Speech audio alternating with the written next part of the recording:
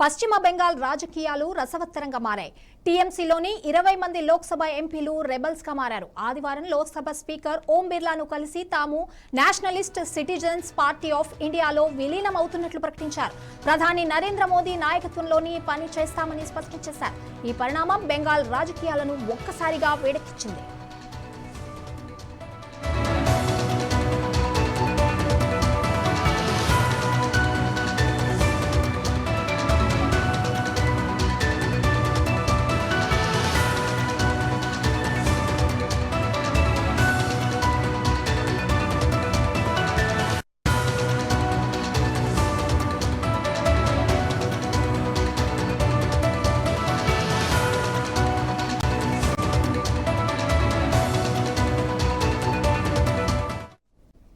పశ్చిమ బెంగాల్ రాజకీయాలు రసవత్తరంగా మారాయి. టీఎంసీలోని 20 మంది లోక్సభ ఎంపీలు రెబల్స్ గా మారారు.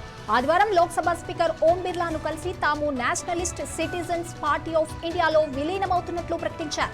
ప్రధాని నరేంద్ర మోదీ నాయకత్వంలోనే పని చేస్తామని స్పష్టం చేశారు. ఈ పరిణామం బెంగాల్ రాజకీయాలను ఒక్కసారిగా వేడెక్కించింది. దీనికి సంబంధించి మరిన్ని డీటెయిల్స్ మా కరీం అందిస్తారు. కరీం, చెప్పండి, అసలు ఈ రాజకీయాల్లో ఎటువంటి పరిణామాలు చోటు చేసుకుంటున్నాయి?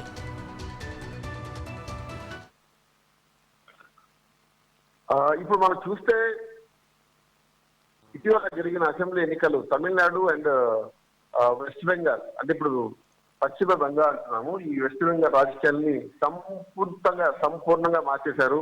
టీఎంసీకి చెందిన 20 మందికి పైగా, అంటే ఇప్పుడు రెబల్స్ 20 మంది అంటున్నారు, ఇప్పుడు 20 మంది పైగా మొత్తం 29 స్థానాల్లో గతంలో జరిగిన ఎన్నికల్లో 2024లో పార్లమెంట్ స్థానాలని గెలుచుకున్న తృణమూల్ కాంగ్రెస్ చాలా బలమైన పార్టీగా పార్లమెంట్ లో ఉన్న తృణమూల్ కాంగ్రెస్ ఇప్పుడు చీలిక దిశగా వెళ్ళిపోయింది. ఎప్పుడైతే తృణమూల్ కాంగ్రెస్ 78 అసెంబ్లీ స్థానాలకు పరిమితమై గత ఎన్నికల్లో ఓటమి చవి చేసిందో అప్పటి నుండి అభిషేక్ పై వ్యతిరేకతతో మమతాకు దూరం అవుతున్న ఎంపీల సంఖ్య, ఎమ్మెల్యేల సంఖ్య దూరం అవుతుంది. ఆల్రెడీ అసెంబ్లీ ఎమ్మెల్యేలు అనేక మంది, దాదాపు 58 మంది ఇప్పటికే తమ కన్సెంట్ ని అసెంబ్లీ స్పీకర్ కి అందజేయడం జరిగింది. అది ఆమోదం కూడా జరిగిపోయినట్టుగా మనకు వార్తలు విన్నాం. ఇప్పుడు పార్లమెంట్ లో ఉన్న అనేక మంది ఎంపీలు, 20 మందికి పైగా ఎంపీలు, అంటే ఇప్పుడు లెక్కలో చూసుకుంటే ఒకరిద్దరు తప్పిస్తే ముగ్గురు, నాకు తెలిసి ముగ్గురు మాత్రమే ఇప్పుడు ఈ వెంట ఉన్నారు.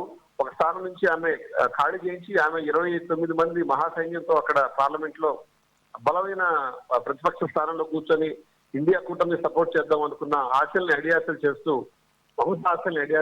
మమతాకి వ్యతిరేకంగా గళవిప్పిన ఎంపీలందరూ ఇప్పుడు లోక్సభలో తమ మద్దతుని ఉపసంహరించుకున్నట్టుగా, ఆ పార్టీ సభ్యత్వం నుంచి దూరంగా వస్తున్నట్టుగా national citizens party of India అనే ఒక పొలిటికల్ పార్టీలో మేము అందరం చేరుతున్నట్టుగా, అంటే 2/3 మెజారిటీ ఎప్పుడైతే చేంజ్ ఓవర్ అవుతుందో దానికి మెజారిటీ ఉంటుంది. కాబట్టి వీళ్ళందరూ నేరుగా బీజేపీలో చేరకుండా బీజేపీ స్పాన్సర్ చేసిన పార్టీలో చేరడం అనేది ఇప్పుడు చర్చనీయాంశమైంది. వీళ్ళందరూ ఇప్పుడున్న ఎన్డీఏ కూటమికి పూర్తిగా సహకరిస్తామంటూ, అంటే నిన్న మొన్నటి వరకు పార్లమెంట్ లో బీజేపీని, ఎన్డీఏ కూటమిని హడలెత్తించిన ఎంపీలందరూ ఇప్పుడు బీజేపీకి సపోర్ట్ చేస్తాము, అలాగే మోడీకి సపోర్ట్ చేస్తామంటూ ఒక సపరేట్ గ్రూప్ గా మారి అసలైన టీఎంసీ మాది అంటూ ఇప్పుడు రాజకీయంగా ఒక దుమారాన్ని రేపి రావడం చర్చనీయాంశమైంది. అలాగే తమిళనాడు రాజకీయాల్లో కూడా ఈసారి జరిగిన ఎన్నికలు చాలా కీలకమైన చేంజెస్ ని ఆ రాష్ట్రంలో తీసుకొచ్చే ఎంత మాత్రం అతిశయలేదు. కరీం, ఈ చేంజ్ ఏంటి కారణాలు అసలు? అంటే వీళ్ళు ఏదైనా పదవులు ఎక్స్పెక్ట్ చేస్తున్నారా? ఇంకేదైనా రాజకీయంగా ఇంకేదైనా వాళ్ళు విలీనం అవ్వాలనుకుంటున్నారా ఇండైరెక్ట్ గా బీజేపీతో? ఇది రాజకీయంగా విలీనం అంటే, ఒకటి విలీనం నేరుగా భారతీయ జనతా పార్టీలో అయితే ఎలా ఉంటుందనేది కూడా వాళ్ళు ఆలోచన చేశారు. ఒకేసారి 20 మంది ఎంపీలు చేంజ్ అయ్యి బీజేపీలో చేరితే అక్కడ ప్రజల రియాక్షన్ ఎలా ఉంటుందనే భయం కూడా వాళ్ళలో ఉంటుంది. కాబట్టి వీళ్ళందరూ వేరే ఒక రాజకీయ పార్టీ దగ్గర ఒక గ్రూప్ గా మాట్లాడి ఆ రాజకీయ పార్టీతో కలిసి ఆ రాజకీయ పార్టీలో పూర్తిగా టీఎంసీ విలీనం అయినట్టుగా వీళ్ళు ఒక లెజిటిమేట్ మూవ్ అనేది చేసడం మనకు అనిపిస్తుంది.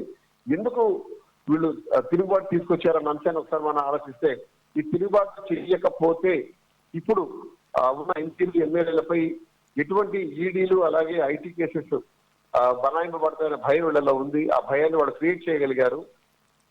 అలాగాక బీజేపీ సంపూర్ణమైన మద్దతు మెజారిటీ సాధించింది కాబట్టి ఇప్పుడున్న పరిస్థితుల్లో నేరుగా బీజేపీతో కొట్లాడడం సాధ్యం కాదు. కాబట్టి ఇప్పుడు కొంత ప్రో బీజేపీగా ఉండడం కూడా వాళ్ళకి మంచిదే ఎందుకంటే అనేక అవినీతి ఆరోపణలు వెస్ట్ బెంగాల్లో గత 15 సంవత్సరాలుగా మనం చూస్తున్నాం, వింటున్నాం. అలాగే బీజేపీ అలయన్సెస్ కూడా చాలా బలమైన ఎలిగేషన్స్ ఆ పార్టీ మీద చేస్తూ ఉంది. కానీ ఏ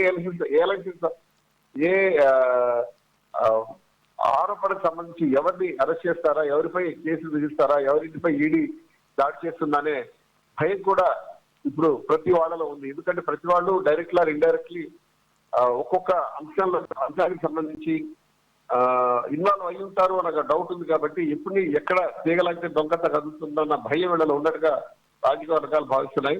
దాంతో వీళ్ళు రెండో దారి లేదు. కాబట్టి వీళ్ళందరూ కలిసి ఒక టీమ్ గా ఏర్పడి అంటే ఈ చీలిక శాశ్వతమా కాదా అంటే మనం చెప్పలేము. ఎందుకంటే ఈ చీలిక ఇలానే ఉంటుందా, లేదు రేపు రాబోయే ఎన్నికల 2029 ఎలక్షన్స్ లో మళ్ళీ ఈ చీలిక అంతా మళ్ళీ ఒకటిగా చేస్తారనేది కూడా మనం చెప్పలేం. అప్పుడు రాజకీయ పరిస్థితి బట్టి. కానీ ఇప్పుడైతే సేవ్ దట్ స్కిన్ వాళ్ళ ఉనికిని కాపాడుకోవడానికి రెండో దారి లేదు. కాబట్టి ఎంపీలందరూ బీజేపీకి జై అంటే లేదా బీజేపీకి సపోర్ట్ గా ఉంటామనే పొలిటికల్ పార్టీగా ఫామ్ అయ్యి ఆ పార్టీగా మేము ఎన్డీఏ కూటమిలో ఉంటాము అంటే వాళ్ళ కనీసం వాళ్ళపై దాడులు లేదా ఐటీ లేకపోతే ఇంకోటి వాళ్ళపై ఎలిగేషన్స్ ఏమైనా ఉంటే అవి మళ్ళీ పైకి రాకుండా ఉంటాయి అనే ఒక ఆలోచన ఉంటుందేమని కొంతమంది అక్కడ లోకల్లో ఉన్న వాళ్ళు భావిస్తున్నారు.